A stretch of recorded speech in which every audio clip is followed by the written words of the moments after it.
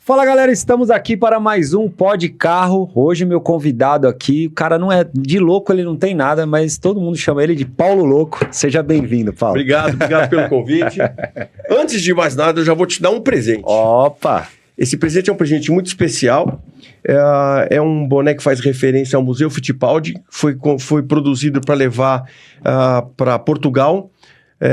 Nosso acervo inteiro, hoje eu sou presidente do Museu Fittipaldi, e nosso acervo inteiro hoje está em Portugal, no Museu Caramulo. Oh, que legal. E aí eu levei esse boné para dar para 50 empresários portugueses. Me sinto lisonjeado. Vamos tirar aqui para mostrar para a galera. Ó. Vamos abrir o presente. Esse é um presente especial. E, cara, eu adoro o boné. Hoje eu não tô de boné, mas sempre eu tô de boné aqui no programa. Ó. Abre ele que você vai entender. Ele é metade legal do capacete do Emerson e metade do capacete do Wilson. Olha que legal, cara. Muito legal, né? Que legal. Tava conversando com o Christian Fittipaldi esses dias aí. Vai ficar com inveja. Eu acho, não sei se o Christian tem. Se não tiver, eu vou mandar um pra ele. Não tem, esse é meu. Vamos lá. Cara, Paulo, além de você ser... Bom, o cara já chegou aqui de CBA, já botando medo e todo mundo. Mas o cara chega com essa camiseta branquinha, sabe que todo mundo fica com medo, né? Você sabe que todo mundo fala, mas você anda de uniforme o dia inteiro? Cara, eu tenho um orgulho tão grande de usar meu uniforme. E é bonito, né? E de representar a CBA, porque eu tô tentando colaborar, somar com um esporte que eu amo, né? Talvez por isso que tenha me dado esse posto e outros que eu tenho, exatamente porque eu faço com tanta paixão, tenho tanto orgulho de usar. Nós tivemos um evento que foi entrega do capacete de ouro e todo mundo de terno e gravata e eu com essa camisa. Aí um amigo meu falou, porra, mas você tá de uniforme. Cara, eu tenho orgulho de usar. Sabe quem anda mesmo pra cima e pra baixo também? Que inclusive ele faz participações lá com vocês sabem quem que é o Queca Teixeira, que é amigão meu também. Ele não tira.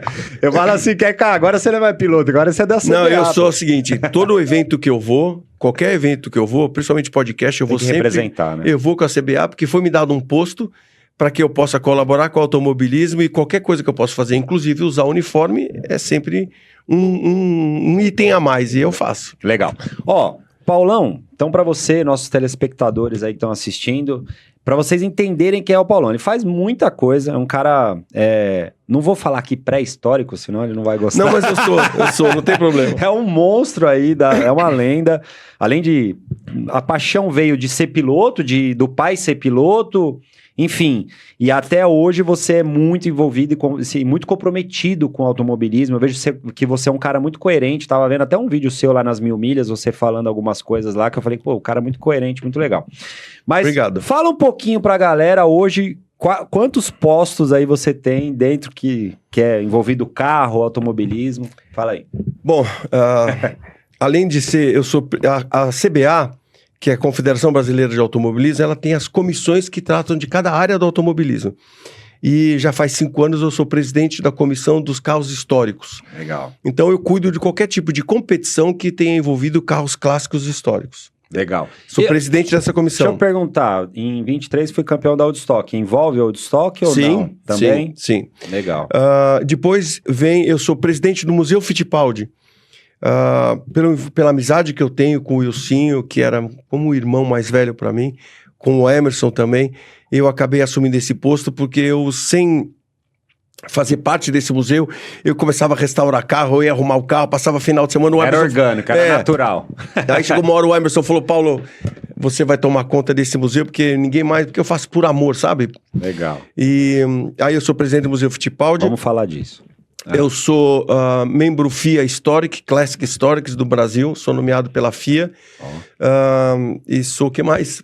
Eu sou CBA, sou delegado da Codazur, que é a Confederação das Américas. Legal. Então, que é toda que é a América do Sul. Codazur é rally. Rally, drifting, arrancada, tudo que envolve isso aí na América do Sul também sou envolvido. E mais que isso, eu sou colecionador, tenho meus carros. Legal. Eu era conhecido por ser fordeiro. Até meus 24, 25 anos, eu era apaixonado por Ford. Cheguei a ter 25 Fords. Tinha um Hot Rod verde que era muito conhecido. Teve uma história que nós fizemos Tinha aqueles Pegas que a gente fazia de madrugada. E eu tinha construído um Ford Hot Rod, um Ford 31 com motor 428 de Mustang Boss. Legal, cara. E nós fomos depois da... Sabe que bem aqui, por aquelas coisas americanas, nós fizemos uma arrancada, foi eu com o Hot Rod contra um Dodge Viper. recém-chegado no Brasil, eu dei um cacete no cara, e aí meu hot rod ficou muito famoso. Tem foto dele? Tenho. Manda pra gente pra gente colocar aqui. E aí eu era fordeiro, até meu pijama de dormir era fordeiro. Legal. Mas...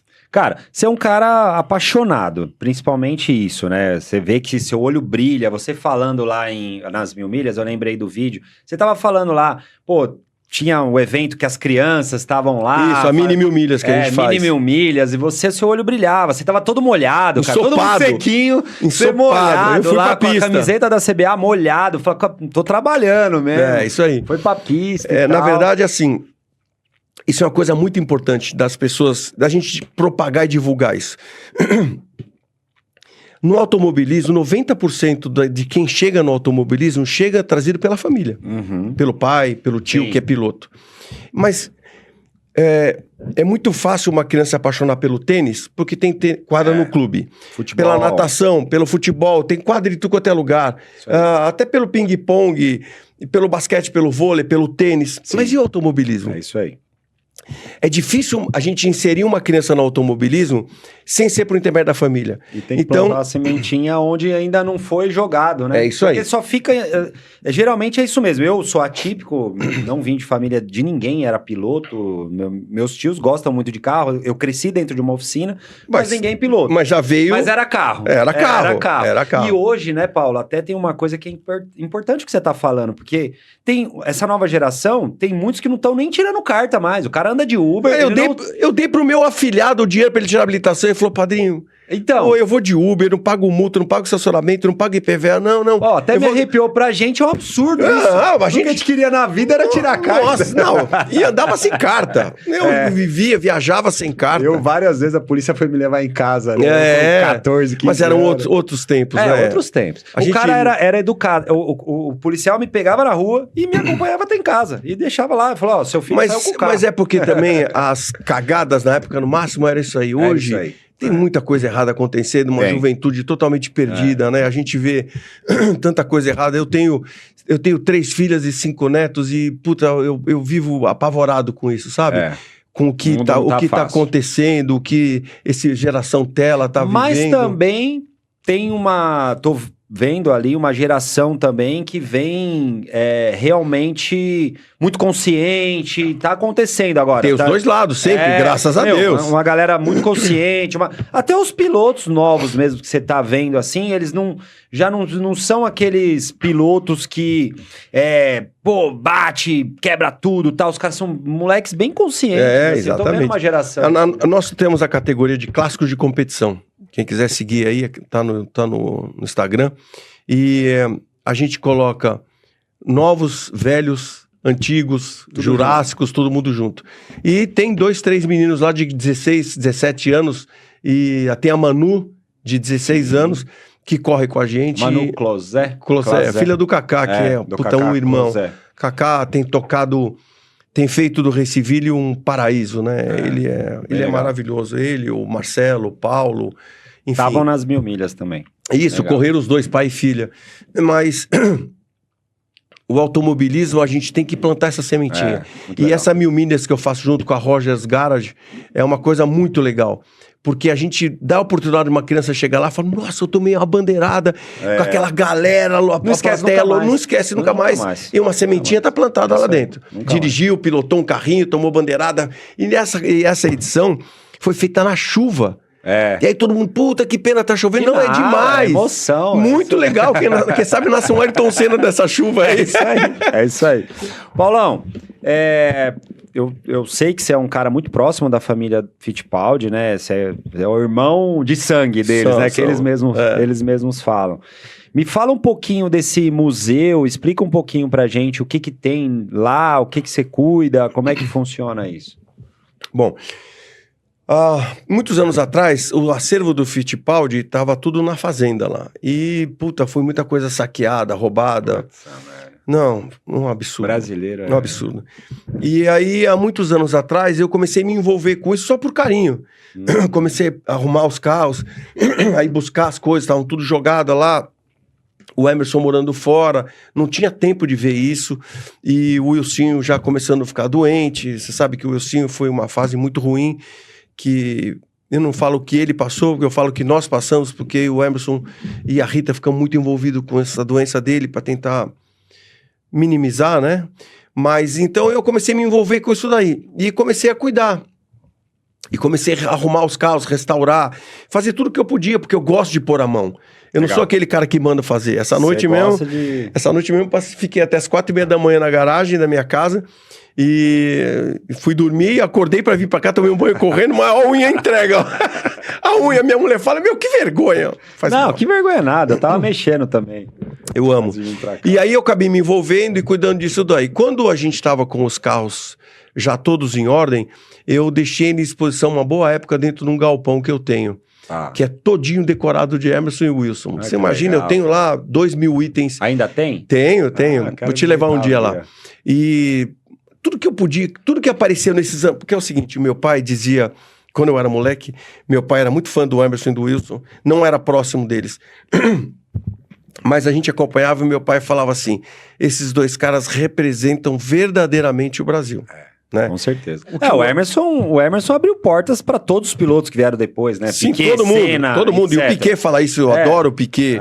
Piquet é um cara...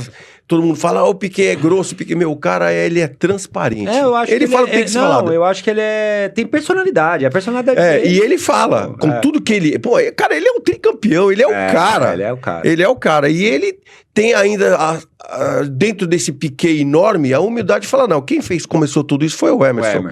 E ele tem um carinho muito grande pelo Wilson, eles eram muito amigos. Uma vez eu fiz um evento, o Wilson encontrou com o Emerson, o Piquet encontrou com o Wilson, foi lá com ele, deu um beijo no Wilson, queria beijar ele na boca, ele virava. Então, assim... zoeira, né? Então, tudo isso a gente... arrumou, preservou. Por exemplo, tem carro lá da época, lá da Fórmula 1? Não, lá tem 5 Fórmula 1 Copersucar. Tem 3... Ele é o mais procurado. Então, tem o Fórmula Indy, mas você vê, tem uma história muito legal. O Emerson foi campeão Indy, Fórmula 1, fez tudo que ele fez, Fórmula V, enfim, foi o cara. Mas as pessoas esquecem que quem deu a ideia, quem construiu, quem concebeu, quem foi louco o suficiente para construir a única equipe de Fórmula 1 da América do Sul. Eu ia falar isso agora. Cara, foi o Wilson Fittipaldi. Eu ia falar porque para muita gente, tem uma geração muito nova que não sabe, e tem uma galera que não sabe, que foi a única equipe brasileira na Fórmula 1. Não é só brasileira, fora da Europa. Fora da Europa, exatamente. E o Wilson concebeu um carro, e o mais incrível é o seguinte, o FD05... ele é bicampeão mundial de Fórmula 1 Classics. E o cara que comprou o carro, ele falou assim, the Fittipaldi team was just a little bit to find the way. Quer dizer, quando eles fizeram esse carro, o Emerson falou que o chassi parecia uma banana assada, e foi um pequeno erro que depois que a Fórmula 1 acabou, esse carro acabou sendo comprado por esse colecionador e voltou a correr com o carro, e o carro é bicampeão. Olha só, então você imagina, era muito bom. Faltava um pouquinho para eles terem achado, mas aí a nossa imprensa começou a tirar sarro, fazer charges, brincadeira de repórter, tudo idiota. Em vez de apoiar, é isso. E aí acabou que a Copersucar um dia ligou pro Emerson lá na Europa e falou, olha, em vez desse patrocínio estar sendo positivo, está sendo negativo. Estão ironizando, estão brincando. Apareceu o Emerson Wilson empurrando o carro, enfim.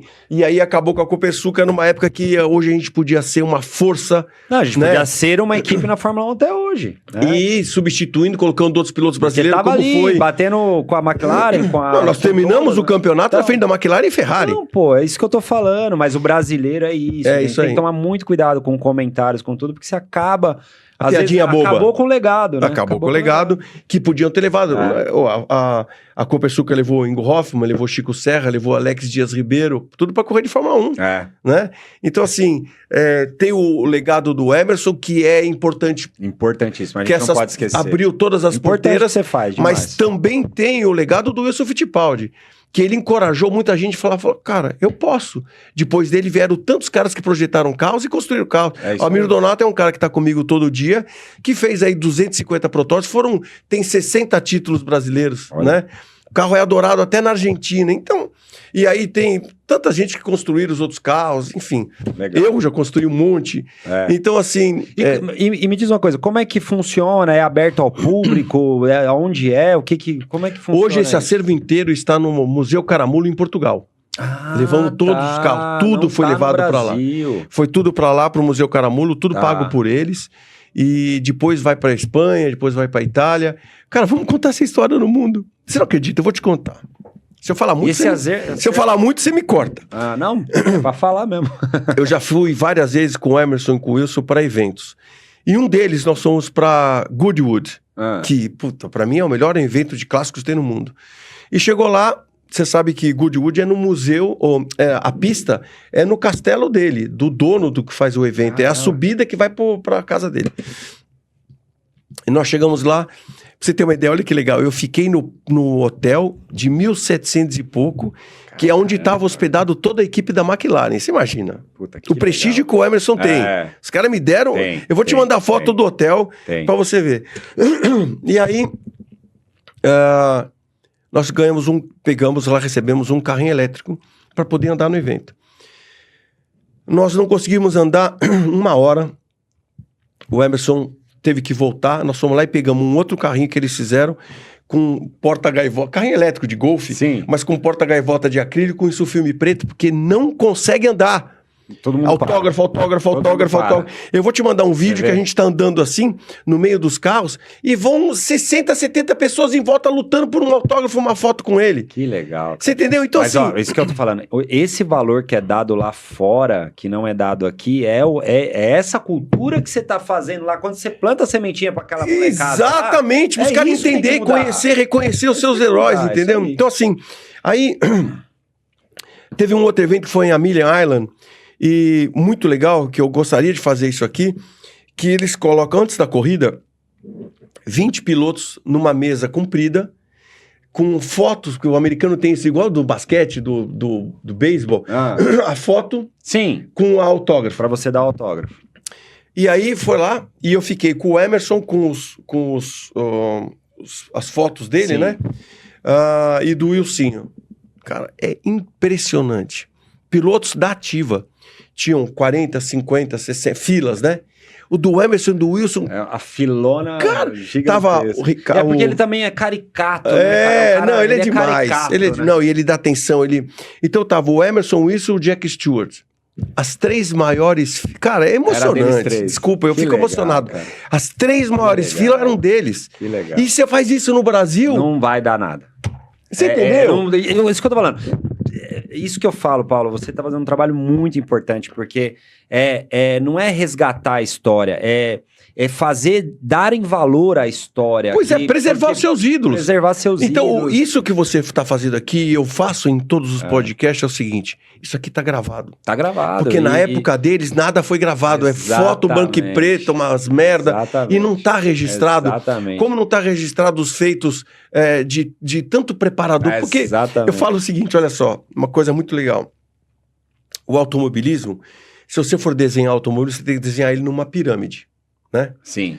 Mas eu vejo, você fala isso, eu acho fantástico. Presta atenção. Não, isso é muito legal. Que eu concordo plenamente. Vai lá, fala. O automobilismo, pra você que tá aí em casa, o automobilismo eu desenho ele como uma pirâmide. E na ponta dessa pirâmide, o que tem que estar lá em cima, que todo mundo fala, é o dinheiro, não, o que tem que estar lá em cima é a equipe, é o carro. Não, é o público. Então, todo mundo vai, é a equipe, é o carro. É o público. Cara, perfeito. Porque o público atrai o patrocinador. O patrocinador fala, pô, eu vou botar grana aqui, porque tem gente vendo. O patrocinador monta as grandes equipes trazem grandes pilotos, grandes preparadores, entendeu? Perfeito. E aí traz o cara do guincho, traz o fotógrafo, tá, o cara que faz a mídia, e essa pirâmide começa a se formar. É isso. Né? Então, se a gente não fizer do automobilismo um esporte respeitado, que tem grandes heróis, que tem ícones, que tem grandes histórias, o público não vai. Não vai. Cara, eu acho muito legal, porque eu hoje corro na Copa Truck. E na Copa Truck a gente tem um público muito bom. Muito. Né? É muito legal. Porque o trabalho é muito bem feito. Exatamente. Call, né? O Call é um cara que é demais. Ele é o papa nisso. Exatamente. É um cara que, assim, tem uma credibilidade gigantesca. E ele lota aquilo lá que parece um estádio, né? Então, assim, a gente que é piloto fica muito lisonjeado, porque é muito público. E justamente por isso tá se atraindo muito patrocínio. Por isso... É a pirâmide. É a pirâmide, é isso aí. Porque tem público, o cara vai lá, o patrocinador... Nossa, arquibancada lotada pro automobilismo. Pô, vale a pena investir. Vale a pena investir. E é exatamente isso. Então ele vai aonde ele vai, tá lotado, e tem muita gente, e tem uma puta audiência de televisão e tal. Isso. Então é exatamente isso. Se você cultivar o público, porque, por exemplo, eu acho de verdade que... Eu acho que eles talvez estão até mudando, mas, por exemplo, Porsche Cup, Stock Car, que eletizou demais... E aí perdeu essa essência de quê? Da preferência para lotar as arquibancadas. Então, mas você sabe o que acontece? Assim, todo esporte... Vamos falar futebol. Puta, tem o Neymar, tem não sei o quê. Tem na minha época o Gerson, não sei o quê. Sim, tem personalidades. O automobilismo, a gente precisa focar mais nos pilotos, não no esporte. Precisamos fazer dos pilotos os heróis da criançada. Entendeu? Então você fala assim, faz um teste. Entra no teu podcast e fala assim, me dê 10 nomes de pilotos que correm na Fórmula Truck, na Copa Truck. Sim. 10 pilotos que correm na Stock Car. Cara, a maioria das pessoas não vai saber dizer. Exatamente. Mas, por exemplo, a Copa Truck é um exemplo disso que focou bastante ali na personalidade da Débora Rodrigues, que a Débora Rodrigues atrai muita gente. Mas por quê? Porque é atípico. É isso aí. É atípico. Exatamente. Então, o Djalma Fogaça. Então, o Djalma Fogaça é um monstro dessa história. Exatamente. Djalma Fogaça, um Giafone. Então, o Giafone não precisa nem falar, né? Exatamente. Então, tem pilotos ali que tem muita história, então atrai muito público. Mas por quê? Mas olha só, esses pilotos fizeram a sua história, apareceram na mídia por conta própria. Exatamente. Porque cada um se... É uma personalidade por si só. Por si só, mas cada um apareceu por conta do seu trabalho, por conta da sua... Então, assim, nós que fazemos o esporte, temos que fazer com que... Do mesmo jeito que no futebol, nós temos que ter nossos ídolos. E esses ídolos têm que ser respeitados, tem que ser, sim. Apaixonado. Então, assim, tem que existir tarde de autógrafo, tem que existir as fotos, tem que levar o público... Porque é difícil você ter um ídolo... né? É difícil você ter um ídolo se você não tem proximidade com ele. É isso. Né? Então, isso que eu vivo fazendo. Legal. Pro futuro, pro presente e pro passado. Legal. Paulo, falando um pouquinho de carros aqui, você falou que, antes da gente falar um pouquinho de automobilismo, que eu vou deixar um pouquinho mais pro segundo bloco, automobilismo, vamos falar de carro. Carros que você hoje tem, que você fala assim, cara, tem um carro que é assim, que brilha o olho toda hora que você vê, que você entra, que você vai lá e funciona. Você sabe assim, tava falando pra você, eu era apaixonado por Ford, né? Meu paixão era os V8. Tive muito. E... Paulão foi piloto da Stock Car, eu fui piloto da Old Stock, né? Que em 23 lá eu falei que eu fui campeão. Que era a nossa... Que é exatamente 79 que ele foi... O original era ele que andava, né? E o dinheiro começou a ser investido, culpa do Paulão, do Ingo Hoffman, do Chico Serra, que trouxeram um monte de patrocinador, Pão de Açúcar, Grand Prix, Coca-Cola, e fizeram a categoria decolar, graças a Deus, e aí não dava pro meu bolso. Ah, entendi. Aqui pode falar palavrão? Pode. O filho da puta do Risgué, Valdir Benavides, corria com o meu. Você pode falar. Aí o Luiz e o Lúcio lá depois faz faz o pi aí. Mas se puder, deixa. Eu vou te mandar uma lista dos nomes que a gente corria. Antigamente, antes da Stock Car, era classe divisão 3. Divisão 3. E a gente corria todo mundo e só tinha um Maverick, que era o Fabinho Greco. E o resto era tudo Opala. E corremos todos nós lá. E o filho da puta do Valmir Benevides, o Risgué, me botou o apelido de Arame. Porque o meu carro, na hora antes de largar, puta, quem tem arame pra amarrar escapamento, coluna de direção. E imagina, a minha equipe era eu e meu irmão. Aquela época era muito legal, né? Que eu tenho histórias do Ingo Hoffman indo pro autódromo com o carro que ia correr. Não, né, todos nós íamos. Ia com o carro andando. Vou te contar uma. A minha ex-mulher, que fomos casados e tivemos 2 filhas e temos 5 netos. Um dia, eu peguei a Solange, eram, sei lá, 11h30, meia-noite, com o meu Opala de corrida. Você não vai saber o que é, mas chamava sleeper, era um negócio que você enrolava para escoteiro para poder dormir em acampamento. Ah, sim. Eu botei um sleeper lá. Eu botei um sleeper deitado assim no Opala do lado e fui buscar a Solange. A gente ia até Interlagos e voltava até a Cidade Jardim, até lá, para amaciar o motor do Opala, porque eu tinha quebrado o motor no sábado e a corrida era no domingo. Deus. E eu fui amaciar o motor. E a polícia me parou, me levou pra delegacia e eu tinha 17 anos, e foi assim que eu conheci meu sogro. Ele tirando a Solange da delegacia. Então você imagina como ele me amava. Meu Deus do céu. Mas isso a gente fazia muito.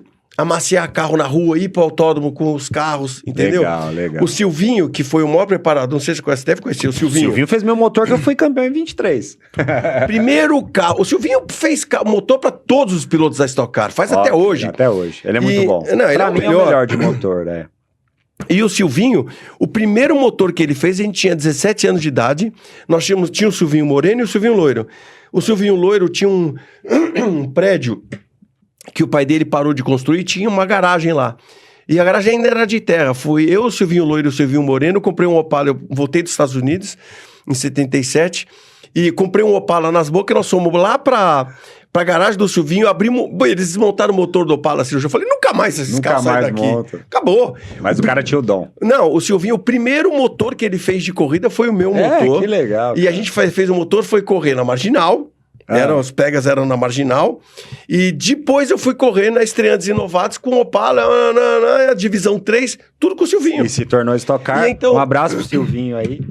Silvinho, cara, é meu irmão. Legal, temos tanta legal. História legal. Mas vamos falar do carro que veio na sua mente aí a hora que eu falei. O carro que Então, eu tinha muito Ford. E aí um dia eu tava...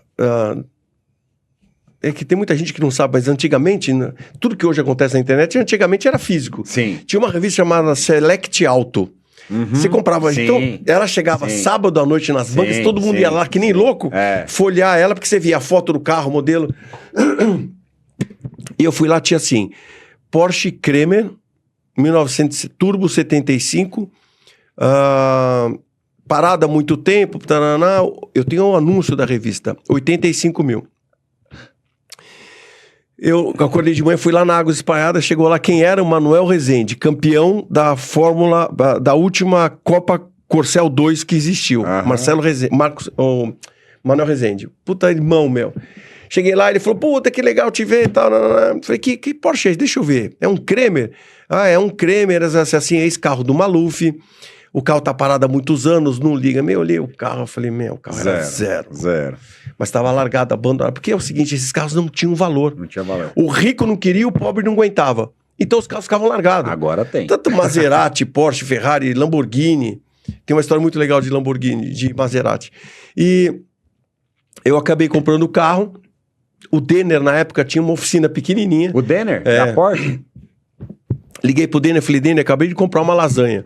Comprei um Porsche Turbo 75, eu falei, puta, isso aí vai ser uma zica, o carro tá parado há muito tempo, já me falaram desse carro. Bom, eu levei o carro pra ele arrumou o carro, ficamos lá arrumando o carro. O Denner é um mago dos Porsche, né? Ele é. É um mago. E... Até hoje.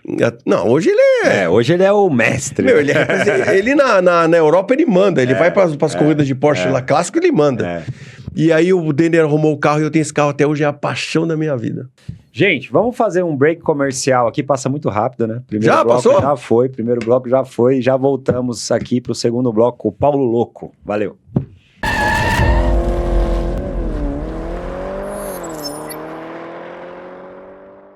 Fala pessoal, estamos de volta com o nosso Pod Carro, Paulo Louco, nosso convidado. Por que Paulo Louco? Primeiro.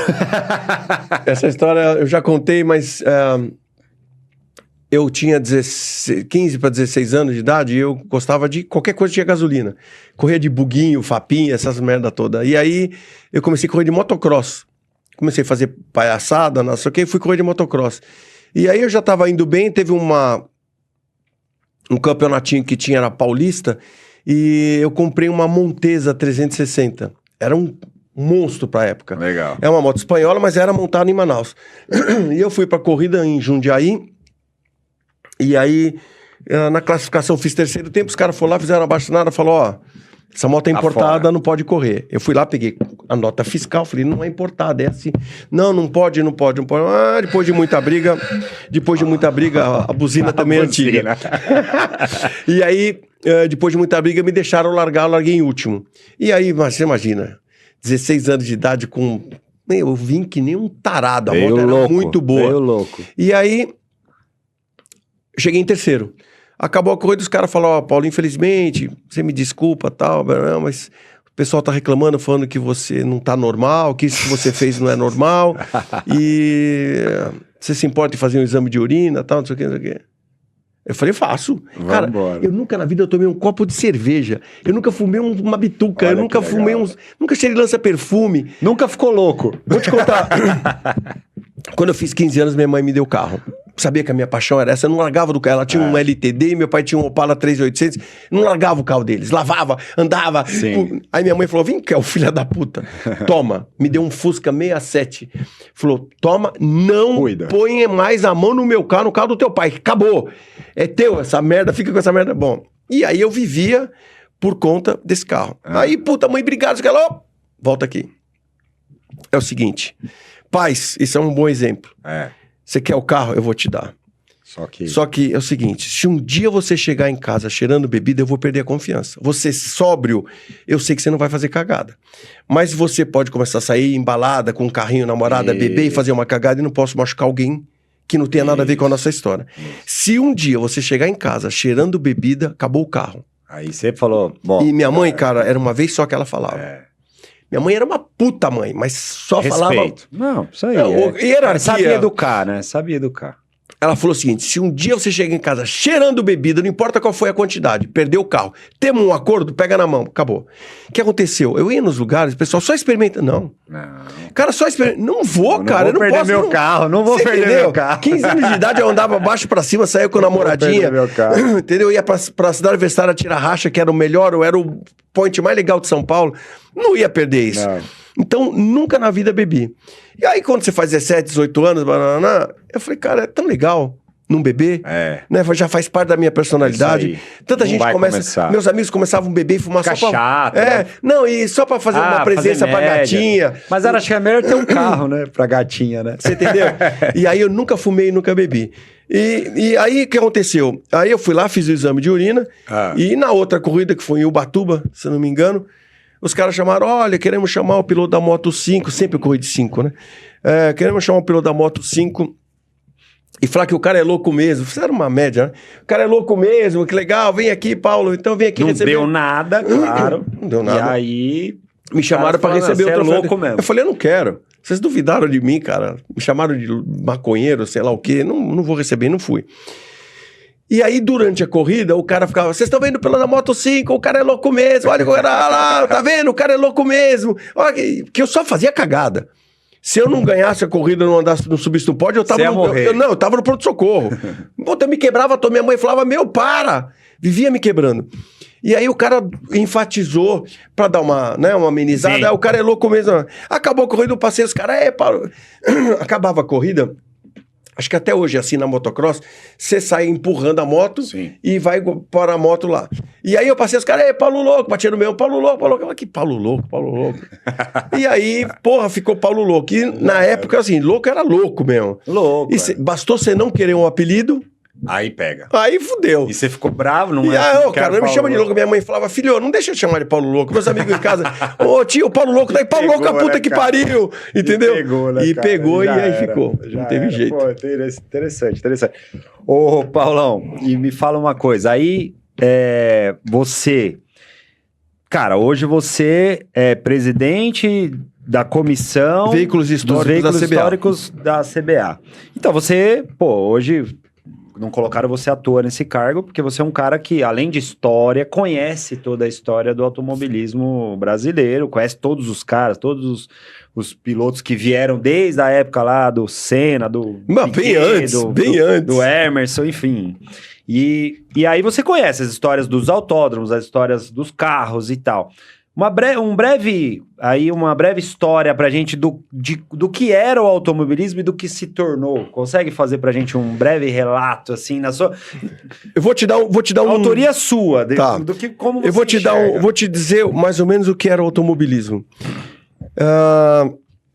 Vou te contar uma história. Antigamente, pra correr na Força Livre, isso nós estamos falando na década de 50, tá?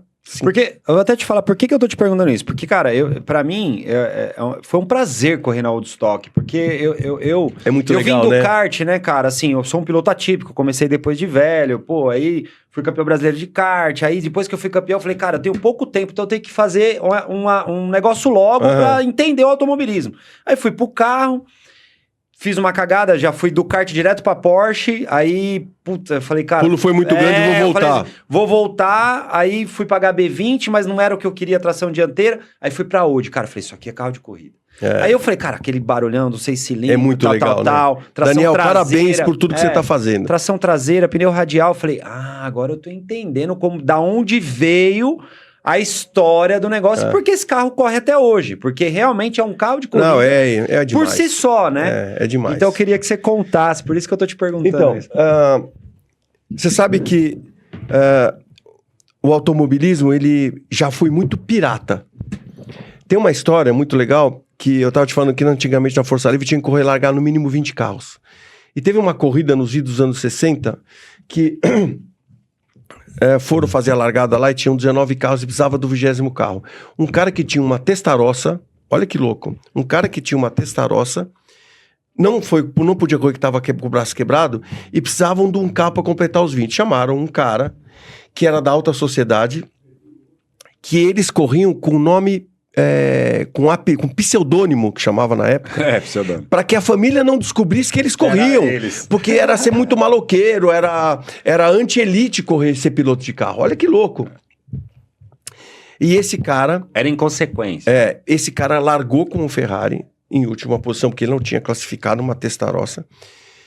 Eu acho que era uma Testarossa. E esse carro tinha pedal de freio e acelerador ao contrário. E ele ficou tão empolgado na largada que ele começou a passar, era para dar 2 voltas e parar, ele não parou, se empolgou, e numa hora ele confundiu os pedais, deu numa árvore no Autódromo de Interlagos, repartiu o carro ao meio. Meu pai. Esse cara morreu.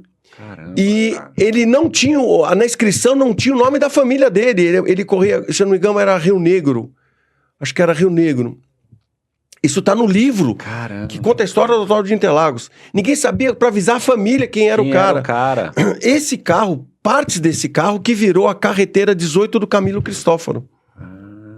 Entendeu? Legal, cara. Então assim, o automobilismo foi muito pirata antigamente.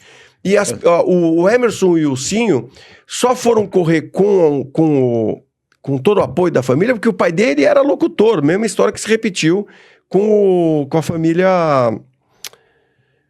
Agora que é...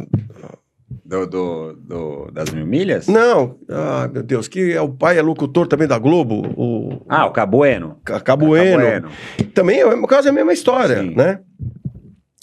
Mas o Emerson e o Wilson já pegaram uma época que já era melhor. Mas antes disso, correr de carro era um absurdo. As corridas eram na rua.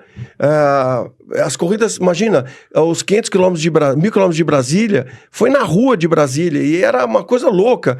O Alex Dias Ribeiro, o Nelson Piquet começaram a correr com aquele patinho feio. Aquele que é o restauranteiro, que é o Jesus, que tá escrito. Sim. É um chassi de um Fusca capotado. Então, assim, o automobilismo já foi nada. E aí ele começou a crescer e começou a ter as histórias muito legais, né? Desculpa, gente. Como foi a história do Crispim, né? O Crispim é uma história muito legal. Ele foi um grande preparador, um melhor preparador. É o que fez todos os DKVs de ponta na época e que ajudou a preparar o Carcará, que foi o nosso recorde, que até hoje perdura o recorde de velocidade com um carro de 1000 cilindradas. Caramba! E ele era um preparador negro, que naquela época sofria tudo que podia sofrer, e ele se destacou e foi pra frente, tá vivo até hoje, e eu amo o Crispim. Amo. Legal, Pensa numa pessoa maravilhosa. Essas pessoas construíram no automobilismo, né? Cresceram com o automobilismo. Mas o automobilismo era assim. As pessoas iam com os carros de corrida pro autódromo. Sim, primeiro que era só paixão, né? Só paixão. Não existia dinheiro, patrocínio, nada. Não tinha... O automobilismo hoje, 80% ganha quem investe mais dinheiro. Isso aí, Paulo. Esquece. Falou tudo. Você quer ver um exemplo? Cadê o Lewis Hamilton? Não era o melhor piloto do mundo? Cadê ele hoje? Não tem carro, não vai pra frente. Infelizmente, eu tenho que concordar com isso. Lógico, o braço conta, mas o carro conta 20%. muito mais. Exatamente. 20%. O carro conta muito mais. O Lewis Hamilton não era o cara? Cadê ele hoje? É isso aí. Se não tiver carro, não vai pra frente. Não vai pra frente. Eu sou tricampeão da minha categoria, da classe de competição com aquele Audi que eu transformei em Alfa Romeo. Que eu já ia perguntar dele. Cara, eu sou o melhor piloto? De longe Você não sabe que você tem sou. um puta carro. Eu não sou, mas só que é o seguinte, o meu carro eu cuido dele eu mesmo. Meu carro eu cuido, tá na minha garagem, eu ligo ele uma vez por semana, eu limpo, eu passo bombril, eu passo cera, cuido dele. O Daniel, que é o cara que faz o carro pra mim, é um cara... Imagina, essa história é muito legal. O cara que cuida do meu carro, ele trabalha com equipamento... Eu vou ter que desligar. Ele faz equipamento de dentista. Ele trabalha em consultório dentário. Você acha que ele é meticuloso? Ele trabalha com broquinha de dentista. Imagina o detalhe. Então, assim, o carro de corrida hoje conta a grana investida da equipe, do preparador e tudo. Na época, não. Cada um fazia o seu carro. Mesmo em 1977, eu fiz meu carro em cima do terra batida. Né? Já aí começou a vir a Stock Car e a coisa se profissionalizou. Sim. O Wilson e o Emerson na época fizeram o Fórmula V. O Fórmula V hoje... Que tá até hoje. O Fórmula V, as pessoas não entendem, é o que você falou agora há pouco, com muita propriedade, é o seguinte, o automobilismo tem que ter step by step. Né? Isso aí. Então, assim... Degrau por degrau. Ah, mas poxa, eu vou botar meu filho pra correr no Fórmula V, é um motorzinho E111, querido. Ali é o seguinte, é onde o cara vai pegar sintonia, entendeu? Entender a pista, capacete pra fora, já é uma velocidade mais rápida que no carro. Pneuzinho fino, o carro escorrega ali, o vácuo, se o cara sair, se ele entrar numa curva atravessada, ele vai perder rendimento na saída e lá no final vai dar diferença de 20 km por hora. Isso aí. Então, vai entender. Então, o Wilson e o Emerson na época construíram os primeiros Fórmula V, depois vieram outros que construíram também, e era um pega muito legal. O Autódromo de Interlagos era o pódio, a arquibancada era tudo feito em madeira, cara. Era madeira. E lá foi feito o recorde com o Gordini, com todos aqueles grandes pilotos, o Interlagos do Bird Clemente. Pô, o Bird Clemente, cara, aquele cara era uma enciclopédia. Infelizmente ele faleceu. Sim. Mas ele faleceu com uma memória incrível. Sim. E o automobilismo, ele cresceu de uma forma muito rústica, né? E ele começou a se profissionalizar e começou a crescer... Foi mesmo na época quando veio a Stock Car. Legal. Né? E hoje a Stock Car continua sendo... como a gente comentou aqui, mesmo no começo da Stock Car, ainda era aquele lance dos caras irem andando... A gente ia andando, todo mundo. Andando na rua. Todo mundo. Tinha placa, tirava a placa lá ou não tirava a placa? Não, corria com placa. Só as grandes equipes que por conta de como se diz, de foto, de mídia, eles já iam com as carretas, que eram as grandes equipes e tal. Mas a maioria tudo andando. Nós tínhamos um amigo Fausto, não sei nem se ele tá vivo, esse cara era muito engraçado, ele era pior que eu de arame. Meus carros dele, quando chegavam na pista, falavam, vai cair a porta. Não, o Maurício Marques é um piloto amigo nosso, que corria de carro de Porsche antigo. Ele passou uma reta, isso em 1988, ele passou na reta dos boxes lá, o capô dianteiro de um Porsche 356 dele voou. Nossa Então, assim... Não, tem histórias maravilhosas, né? Eu me delicio ouvindo as histórias do Ingo Hoffmann, né? Pô, o Ingo... Cheguei lá, e aí o cara me deu uma dica de amortecedor, e eu fui andando, e aí, pô, e ganhou a corrida. E, cara, um negócio absurdo. Não, daqui a pouco o cara já tava lá na Fórmula 1. Já. O Ingo... Porque é o seguinte, esses pilotos que na época vieram desse automobilismo eram zero Nutella. Zero. Você viu, Nutella. O Paulão Gomes falou um dia assim, mas como é que você andava com o carro na chuva, com o seu amor? Ele falou, cara, me dá um carro e me adapto a ele. É isso aí. Eu sou um pouco raiz assim também. O que tem, é com isso aqui que eu vou correr. Não vem com esse negócio de um monte de frescura. Só guio assim, só guio assado. Então, assim, é mais ou menos a história do Nelson Piquet. Voltamos a falar dele de novo. O Nelson Piquet, o que ele pegava, ele andava. E se não tava bom, ele mesmo arrumava. Ele mesmo se virava. Com o Pedrão, não sei se você conhece o Pedrão, que é o preparador dele da época, companheiro de vida dele até hoje. É um cara de 2 metros de altura, tem uma mão que parece uma panela de Scania.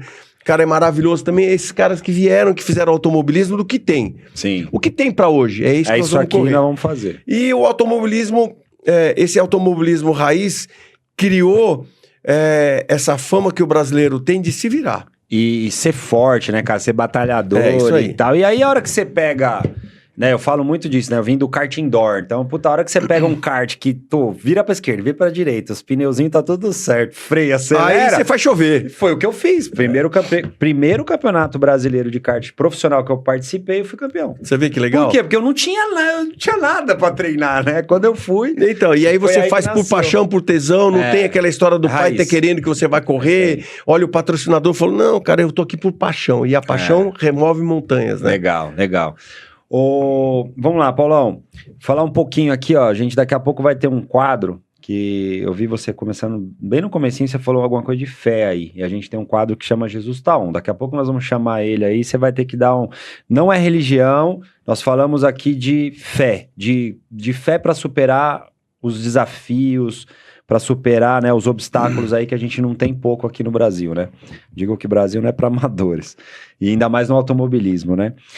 Vamos falar um pouquinho desse Audi aí. Você corria até pouco tempo atrás, tá correndo... Não, eu corro. Sou tricampeão da categoria. Eu lembro que eu tava num box um dia lá, você não sabia quem eu era, claro, mas eu falei, pô... Legal pra caramba, bonito, né? O Audi todo bonitinho, todo limpinho, todo... eu sou... Cara, o cara eu sou semi-gay com o meu carro. Não, pode falar que é gay mesmo, é gay inteiro. Sou, cuidado, o pessoal me chama de flanelinha, gayzinho, pode falar o que quiser, meu carro. Eu vi uma história que você tava correndo na chuva, aí você falou, não, vou parar. Eu corri na época que a gente corria na Gold, do meu grande amigo Luke, e eu larguei em terceiro, acho que em terceiro, e no S do Senna... Eu larguei em quarto, no S do Senna eu tava em segundo, e um amigo nosso que corre de ômega me deu um totó na chuva, e eu saí rodando, dei 20 piruetas e fui pro barro. E aí, não aconteceu nada. Aí eu, entrei no meio daqueles 50 caus ali, dei a volta, fui pro box, entrei no box, o Almir, que foi? O Almir Donato que encostou o carro. O que aconteceu? Nada. E comecei a soltar o cinto, ele... O que foi? E ele queria tirar o capô. Não foi nada, eu não vou correr. Como você não vai correr? Eu falei, não, vou bater no meu carro. Não acredito. Pô, eu não faço mais nada. Porque é o seguinte... Meu carro, eu tô ali por diversão, por tesão, por amor. Não vou estragar o carro. Não vou. Naqueles 50 carros batendo lá no meio. E é o seguinte... A Clássicos de Competição hoje separou da Gold pelo seguinte... separou? Eu não sabia. A Clássicos de Competição hoje, só carro... 4 cilindros, 8 válvulas, até 1.000 quilos. Por quê? O que ficou? Audi? Tem um monte de carro. Audi, Escort, tem um monte de carro. Tem os Espron, tem Fórmula, tem o pessoal lá do Nordeste, tem muito carro legal. Tá. O Nenê Finotti corre com aquele Escort que foi 2 vezes campeão brasileiro. É o seguinte... Quando você mistura muito carro, como foi agora nas 1.000 milhas, eu já conversei com o Thiago sobre isso um tempo atrás. Quando você tem muita diferença de velocidade, de reação de cada carro, você acaba levando a um risco maior. Então, o que acontecia na Gold era o seguinte, a gente entrava numa curva, o Audi, pesando 700 quilos, com um ômega de 1.200 quilos, de 400 cavalos com 200 cavalos. Então, quando você vai dividir uma curva, a frenagem é diferente, tempo de frenagem é diferente, tempo de reação é diferente, tempo de inércia. Então é o seguinte, saía pancada pra cacete. E meu carro tava sempre machucado. Aí eu falei, vamos separar? Todo mundo que quer um automobilismo, que a gente vem aqui para se divertir, a gente montou a Clássicos de Competição. Então os carros têm as mesmas reações, o mesmo motor, tudo com 210, 220 cavalos, tudo pesando em torno de 700, 800 quilos. Que carro que é aquele amarelinho, pequenininho, cara, que corre com vocês lá na Clássicos, que corria na Gold, né? Amarelo bem pequenininho, cara. Que eu lembro desse carro correndo lá em Cascavel. E aí ele no meio de um ômega, no meio de um carro absurdo. Grande, ele pequenininho. Eu falei assim, cara, não faz sentido isso daí. Não, mas você viu agora nas 1.000 milhas aparece uma cena... Não dá nem pra ver ele. Se você tiver você não vê. Mas apareceu uma cena agora nas 1.000 milhas com o nosso amigo Scalamandré. Ele fazendo a primeira perna do S do Senna... ele com o Audi, aquele verde abacate que ele tem, do lado de fora aquele ômega da G-Power, se eu não me engano, e do lado de trem um protótipo V8. E ele enfiadinho ali no meio, cara... Ninguém tá vendo. Dá vontade de descer do carro, alguém me tira daqui, para o mundo que eu quero descer, sabe assim? Então assim, a gente separou para que a gente faça uma categoria legal. Então a gente parou, acabou, não tem mais batida. E como o próprio Daniel que tá fazendo com vocês a Woodstock comentou um dia do nosso capricho com os carros. Exatamente. A corrida de clássicos, além de ser uma corrida, tem que ser também um desfile. Sim, né? Não, eu acho que tem que ser uma corrida, mas tem que ser tem que ter tanto respeito que não pode machucar o brinquedo. Pode acontecer. Isso acontece, é corrida. Uma fatalidade. Mas é corrida. Não por... Puta, mas agora, acaba a corrida, 10, 15 carros bateram. Não dá, né, cara? Não dá. Primeiro, machuca o bolso. Não pra cara duro que nem eu, não rola. Não é legal. Segundo, você fica triste porque você cuida do teu carro com tanto carinho, né? Porque além de você correr pra você também tá mostrando pro público aquela categoria, os carros. Exatamente. Você quer que... É tão legal as crianças vindo, tipo, Paulo, posso tirar foto do teu carro? E todo mundo volta pro box feliz, o carro tá inteiro. Exatamente isso. Eu tô bem, tá pronto pra próxima corrida. Então, assim, eu acho que o caminho é esse, entendeu? Um esporte sem babaquice de ficar batendo. Nós temos um amigo que já falei que é meu irmão, o Denísio Casarini, ele é muito engraçado. Ele corre com o filho, que é o Deninho Casarini, que é 5 vezes campeão mundial de jet ski, corre com a gente com o Porsche 914. E o Denísio corre com aquele Interlagos Belineta amarelinho, que também é uma ilusão, uma homenagem ao Birge Clemente. E o Denísio fala assim, não, eu amo todos vocês. Só que depois que eu fechei a viseira, não tem filho, não tem amigo. Esquece tudo. É a síndrome do capacete. Cara, só pra finalizar, então, nessa história toda aí que a gente contou, eu achei muito interessante aquele Camaro. Acho que foi Camaro. Camaro. Foi o único que correu. Foi de placa, andando pra Interlagos. Pô, foi uma tristeza. Que pegou fogo na primeira volta. Na primeira volta. Ou na apresentação? Não, na primeira volta. Foi uma tristeza, porque... Caramba, mas o cara anda na rua, aí chega lá e pega fogo. Cara, você sabe que o automobilismo, ele é facetado, assim... 50% de decepção, 40% de frustração, né? E 10% de felicidade, porque você não ganha sempre. E quando você faz uma corrida de 1000 milhas, esse cronograma que eu falei aqui é muito sério, porque é uma corrida muito longa, que depende de muita manutenção. Então, assim... Pra quem não sabe, larga meia-noite e chega meio-dia. São 1000 milhas. 1000 milhas. 1.666 quilômetros. Ou 12 horas. E você vê o seguinte, ele fez o carro é maravilhoso. Pô, é um Camaro, um carro pesado, é um tanque de guerra. É um carro que... É pra aguentar. É pra aguentar, mas a visibilidade do Camaro é muito ruim, você fica enfiado ali dentro. E eles fizeram o carro muito bem feito. Um pouco antes de largar o carro deu problema, tiveram que ficar arrancaram o escapamento, mexeram no câmbio, montaram o carro. Durante essa manutenção de última hora, que eles quase largaram do box. Sim. Na última hora autorizaram esses carros que estavam no box vir largar para a pista. E até largou na chuva, a comissão achou por bem não largar ninguém com pneu slick, porque alguém podia achar, vai parar de chover e aumentar o risco de batida, muito carro. Largaram 67 carros. Não, é muito carro. E muitos carros diferentes, né? Isso muito que é. Então você tinha carro de 1.4 com carro de, entendeu? Inclusive isso tem que ser, eu acho muito legal. Mas eu acho que tem que ser conversado, tem que ter eu acho que esses carros menores tinham perigoso, né, principalmente na chuva, né? E agora, antigamente não tinha esses P1. Esses P1 passam que, pelo amor de Deus, você não vê o carro que não dava ver a cor. Eu ia falar isso, eu fui convidado pelo Pedro Queirolo para fazer essa etapa e acabei que não fui e dei sorte, porque o carro dele não largou e, enfim, deu muito problema, deu um monte de problema e se eu tivesse eu teria ficado muito frustrado, mas fiquei torcendo lá para eles e conseguiram andar a segunda metade da corrida. O Pedro Queirolo só tem um problema, sabia? A dentista dele é muito ruim. A minha mulher. Sua mulher? Minha mulher é dentista da família inteira. Cara, ele vai vir aqui semana que vem. Ele e o filho dele. Tá faltando uns dentes dele, a culpa é da minha mulher. Sua esposa. Ó, rapidamente aqui, vamos chamar aqui o Jesus Tá On, quadro Jesus Tá On. Quero que venha aí na sua memória. O que vem na sua memória hoje de que, cara, se não fosse minha fé, eu não teria superado? Nessa história toda aí, Paulo. Olha, eu já tive vários acidentes, né? Muitos acidentes. Eu já fiquei paraplégico no hospital. Eu tenho 8 parafusos da coluna numa corrida de jet ski. Caramba. Que eu fui correr de jet ski. É louco, né? O Paulo louco. E ali foi muito grave, sabe? Porque eu fazia xixi e cocô na cama, deitado no lençol, com o enfermeiro me dando banho na cama. Foi uma falando assim, vou parar. Se eu sair eu paro. Não, você sabe que... Não, eu não queria parar. Foi tão engraçado, porque os prognósticos eram muito ruins. E aí eu tenho um amigo de muitos anos, ele foi me visitar, quando você tá no hospital, fudido, e que você vê a família inteira, aquelas vó e aquelas tia que nunca te viram, foram lá, você fala, a coisa tá feia. Tá feio. Alguém não tá me contando alguma coisa. Mas eu voltei pra São Paulo de helicóptero, foi um puta rolo. E aí esse amigo meu falou assim, Paulo, faz o seguinte, fica tranquilo. Se você ficar fudido mesmo, a gente faz uma cadeira de roda V8 pra você. Então, assim, nessa época eu achei que eu ia ficar muito ruim. Mas eu só pensava na minha família, nas minhas filhas, né? Sim. Eu queria poder continuar dando o que eu sempre lutei. Sim. Então, a minha fé hoje tá muito em família.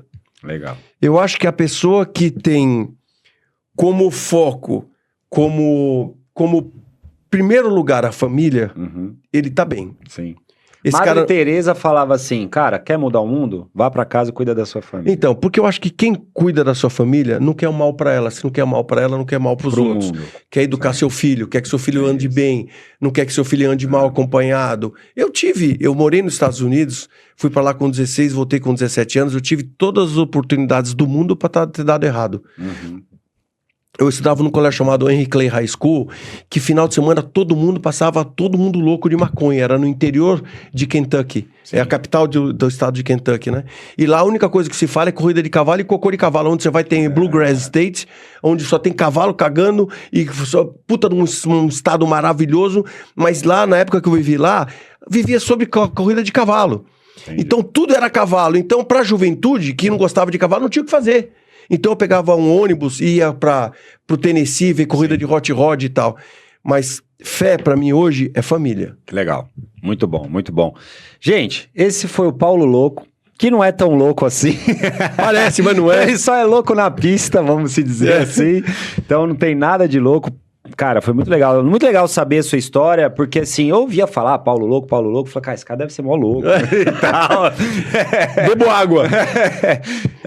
Tem muitas histórias de muito cara que é muito mais louco que você, que a gente não pode contar aqui. Que inclusive você sai pra salvar esses caras. Puta, nem me fale. São mais loucos que você.